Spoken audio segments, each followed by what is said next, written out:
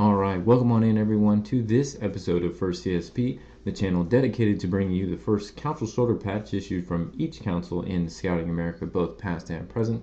Today we're going to take a look at Robert E. Lee 602 out of Virginia.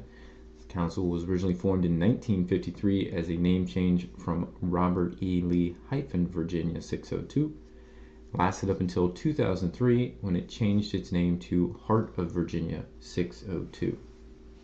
Originally, the first issue was broken into three variants, the A, B, and C, and now the B and C have been merged to both be called B in more recent classifications, but we do have all three of those to show you today, so let's head on over to the patch table, starting off with the S1A with its pale gray border, white background, yellow fleur-de-lis, and most notably no beak line, no line in the beak for the cardinal here, and the name there being in black letters.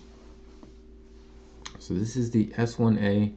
It is defined by the fact that the beak has no line in it. It is just a cloth back, so no coating there on the back for the S1A.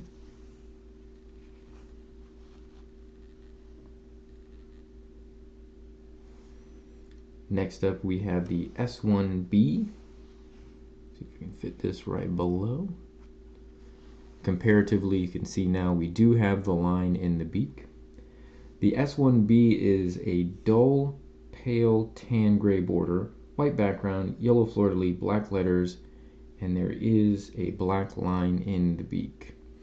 The main distinction between the S1B and S1C is the thickness of letters as well as the color of the border, and they are somewhat slight, although they are different from one another, and we'll show both on screen here in a second. Here's the back of the S1B. This is also a cloth back.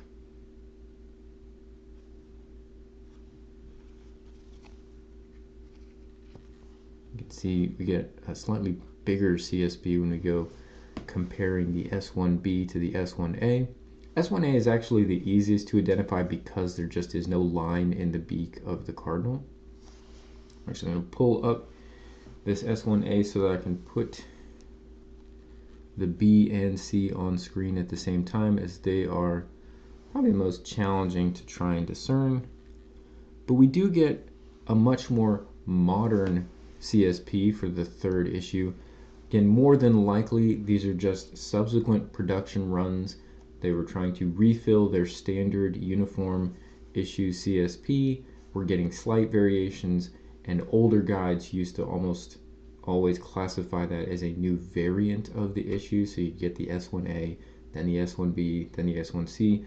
Much more modern collecting guides have decided to go away from that system and say, well, if it's just a reissue of the same patch and it functionally looks the same, we are just going to say they're all, S1s, for example. They just collapse those out.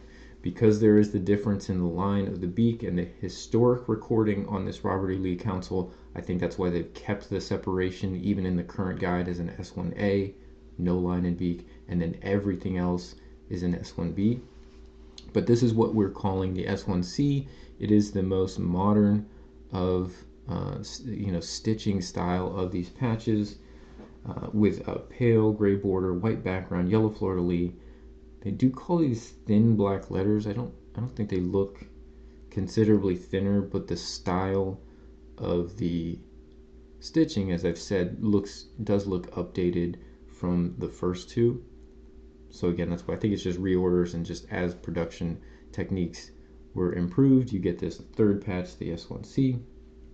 There is still a line in the beak. So both of these are considered S1Bs in current collecting guides, and the older ones, this was separated into a B, which has a much kind of more textured background, and this is super tight and thin. There doesn't seem, it's very uniform, and there doesn't seem to be a lot of texture to this white sewn background on what would have been called the S1C. So there's the differences there. And we'll kind of sneak back over top of these. The S1A, which has no line and beak, the S1B, which has a similar production style to the S1A but has the line and the beak, and then the S1C would have been the most modern of those variants in my opinion. So that's the first issues there for Robert E. Lee. Hope you guys have enjoyed this episode of First CSP. Remember, new episodes come out every single day. Love that you're here, letting us be a small part of your day. Hope you're enjoying these first issues. We'll be back again tomorrow with another one. Remember to like, subscribe, and share this content if you're enjoying it. We really do appreciate it. If you have more to the story on any of these CSPs or their councils, feel free to leave that in the comments below. We've got a great group of